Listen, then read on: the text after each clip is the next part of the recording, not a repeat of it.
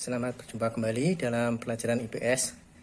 Pada pertemuan kali ini kita akan membicarakan tentang keadaan fisik wilayah dengan tugas adalah membuat peta konsep. Kalau kita cermati dari buku paket materi di IPS tentang kondisi fisik wilayah mulai dari halaman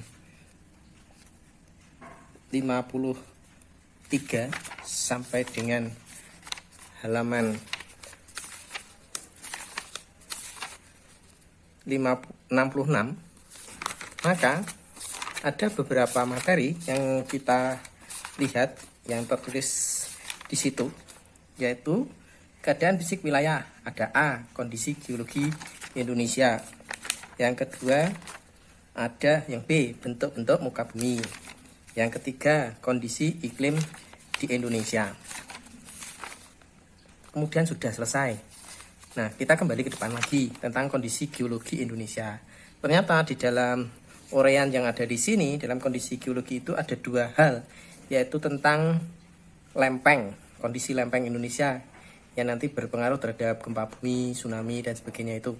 Kemudian ada pegunungan. Ini menjelaskan tentang gempa-gempa gunung api, ini gunung api, ya, dan persebaran gunung api. Kemudian yang berikutnya tentang bentuk-bentuk muka bumi. Nah, bentuk-bentuk muka bumi ini ada luas wilayah, disebutkan tentang luas wilayah Indonesia. Kemudian ada di sini ada dataran tinggi, bukit, dataran rendah, gunung, dan pegunungan. Sebaran dari bentuk muka bumi Indonesia. Nah, ini kita lihat di peta ini. Ada gambar kuning itu apa, hijau itu apa, coklat itu apa. Maka kita dengan melihat ini, kita nanti bisa menjelaskan itu dataran rendah atau dataran tinggi, atau bukit atau pegunungan. Maka nanti kita bisa melihat di atas nih halaman 60 ada simbol-simbol untuk masing-masing dataran. Yang ketiga tentang kondisi iklim. Kondisi iklim ini disebutkan ada tiga hal, yaitu tentang iklim musim, iklim tropis, iklim laut. Kemudian ada penjelasannya, ya, iklim musim itu kenapa bisa terjadi iklim musim. Kemudian ada dampak negatifnya apa, dampak positifnya apa. Nah, ini yang kita tahu dari materi tentang kondisi fisik wilayah Indonesia. Nah, sekarang tinggal bagaimana cara membuat peta konsepnya. Mari kita simak berikut. Cara membuat peta konsep tentang keadaan fisik wilayah Indonesia yang bersumber dari buku paket IPS halaman 53 sampai 66. Di keadaan fisik wilayah Indonesia di dalam buku paket ini ada tiga pembahasan, yaitu tentang kondisi geologi,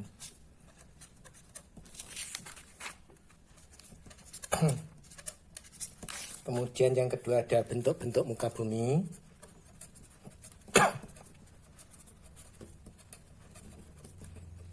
yang ketiga tentang keadaan iklim.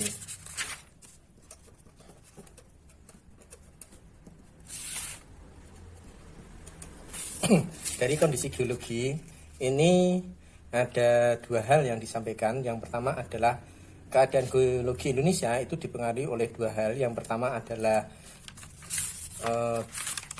gempa tektonik yang dipengaruhi oleh lempeng, keadaan lempeng bumi, keadaan lempeng bumi. Ini yang menimbulkan gempa tektonik. Keadaan lempeng bumi ini di Indonesia ada tiga hal, yaitu lempeng Eurasia, keadaan Indo-Australia, kemudian lempeng Pasifik. Nanti bisa dijelaskan dari ini, Eurasia dengan Indo-Australia itu ketemunya di mana, Pasifik dengan Indo-Australia ketemunya di mana, dan wilayah-wilayah yang rawan itu di mana. Misalnya Pasifik dengan Indo-Australia dan Eurasia ini ketemunya di Maluku, sekitar Maluku.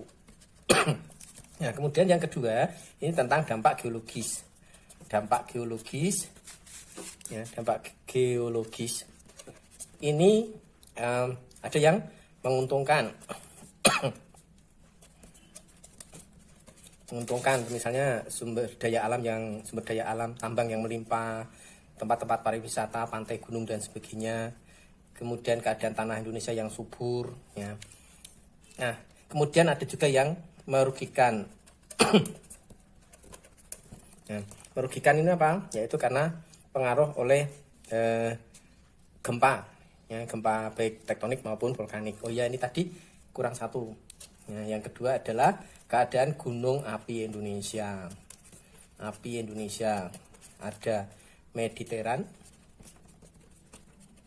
Ada Mediteran itu ada busur luar, busur dalam. Kemudian yang kedua adalah Ring of Power yang ada di Pasifik. Kemudian bentuk-bentuk muka bumi di dalam buku ini dijelaskan. Ya, dijelaskan di sini ada 4 berserta warnanya. Kalau di dalam buku BKS itu ada tinggi rendahnya. Jadi kita tulis saja bentuk muka bumi yang pertama adalah pegunungan. Yang kedua adalah perbukitan. Yang ketiga adalah dataran tinggi. Yang keempat adalah dataran rendah. Nah, pegunungan ini kita lihat warnanya adalah coklat. Perbukitan di sini warnanya hijau. Dataran tinggi di sini warnanya adalah oranye. Dataran rendah di sini adalah kuning. Nah, dataran rendah ini bisa juga nanti ditambahkan. Misalnya sekian sampai berapa ratus 1800 dpl di atas permukaan laut atau apa, itu bisa ditambahkan di sini keterangannya. Terus bisa juga hasilnya di daerah pegunungan hasilnya apa saja, perbukitan hasilnya apa saja, dataran tinggi hasilnya apa, dataran rendah hasilnya apa. Nah, semacam itu kita tinggal mengolah itu, menjelaskannya begitu mudah kalau kita udah tulis kata kuncinya gitu. Nah, keadaan iklim ini Indonesia itu dipengaruhi oleh tiga iklim. Ya, sebetulnya iklimnya cukup banyak, cuma yang dibahas di buku ini itu hanya 3. Ya. Keadaan iklim ini di situ disebutkan ada iklim tropis. Iklim tropis ini dipengaruhi oleh apa? Letak astronomis. Ciri khasnya apa? Panas, matahari. Ya, itu aja, singkat aja. Yang kedua itu iklim muson. Ya, iklim muson dipengaruhi oleh apa? Angin muson barat, angin muson timur, karena itu letak geografis Indonesia di antara benua Asia dengan benua Australia. Maka di sini nanti punya dampak hujan, kemarau. Kemudian yang ketiga adalah iklim laut. Kenapa Indonesia beriklim laut? Karena terus saja kepulauan, ya kan, gitu aja. Ciri khasnya apa? Siang tidak terlalu panas, malam tidak terlalu dingin. Nah, demikian ini hasil dari pembuatan sebentar saja ya tentang peta konsep. Dengan membuat ini kita bisa menjelaskan satu persatu, mensinkronkan. Maka kita bisa menjelaskan materi itu semua. Yang kedua di sini dampaknya, jangan lupa dampak iklim tropis. Nah, untung, rugi. Yang kedua dampak iklim muson. Untungnya apa? Ruginya apa? Ke iklim laut. Untungnya apa? Ruginya apa? Nah, dengan demikian, dengan selesainya pembuatan peta konsep itu, kita berbekal ini kita bisa menguasai materi ini.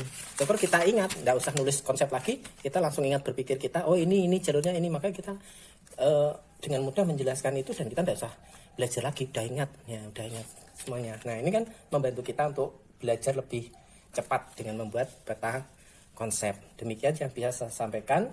Ada kekurangan saya mohon maaf. Saya Pak Wianto dari SMA Negeri 1 Gabus.